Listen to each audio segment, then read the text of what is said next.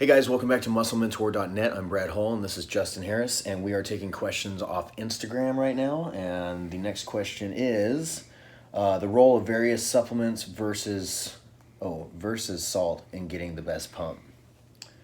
I read that earlier and I didn't see the verses in there versus salt. My theory would be it's going to come more down to your diet. You put in carbohydrates, have some sodium with it. Water is a good one, and go to the gym. You should have fantastic pumps. If not, there might be something. If your insulin sensitivity is super poor, you're gonna have a really hard time getting a pump. If it's okay, you should be, especially if you're running any type of gear, even TRT, you should be getting a pump when you brush your teeth. So I don't know. Yeah, I don't. Pump's never been on my radar. I don't see any major benefit to building muscle, or the pump's just not in my thought process as far as training. You know, I get a pump when I work out, and I feel like if you aren't getting a pump, if you're training hard and don't get a pump, there's serious issues. And if it's so little, or if you are getting one, but it's so little that you feel like you really need to add things in to get a better pump, then there's probably issues also. If you're following a proper diet, when you're not prepping, there should be no issue with your pump. And if you are prepping, you shouldn't care about a pump. That's not your goal at that point. Your goal is to get body fat off. But with that being said, we've talked in other videos about using Cialis, low dose Cialis daily for prostate health and to help a pump.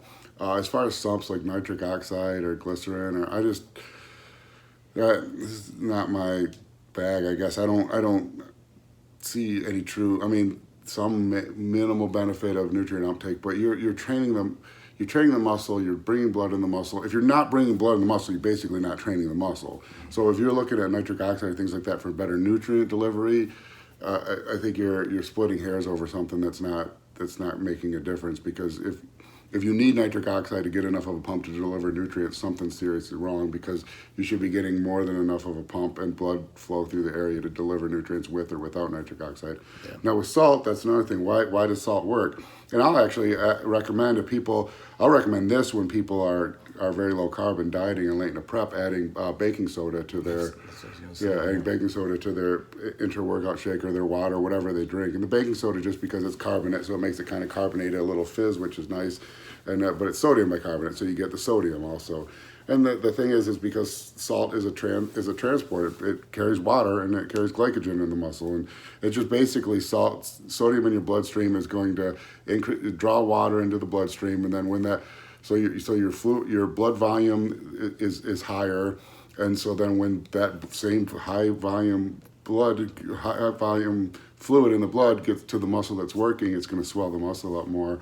But I mean, it's cool to know all that stuff, but the pump shouldn't. If you're worrying about the pump for your workout, you either have a more free time than most people have on their stand. Because when you're getting ready for the workout, it should be, God, how am I going to progressively overload? How am I going to get through these workouts? I got this intensity multiplier plan. How am I going to get through the burn and the pain through that?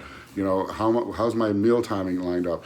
I like to eat an hour before I train. You know, my last meal's at 5, but I can't get to the gym to 6:30. How do I fine tune my diet for that? What is my fluid intake been?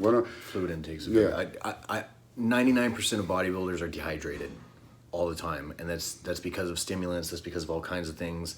I mean, I see like the newer guys coming in. They always have a gallon of water with them, which is actually great. Like, you look like a dork, but I feel like dehydration is such an issue, and you see it on blood work all the time. Mm-hmm. People don't even realize how much water they need or they're not getting, and that's another thing sodium does. Mm-hmm. Is actually, you know, you're making your own Gatorade. Yeah, you're allowing yourself to get more to get hydrated again.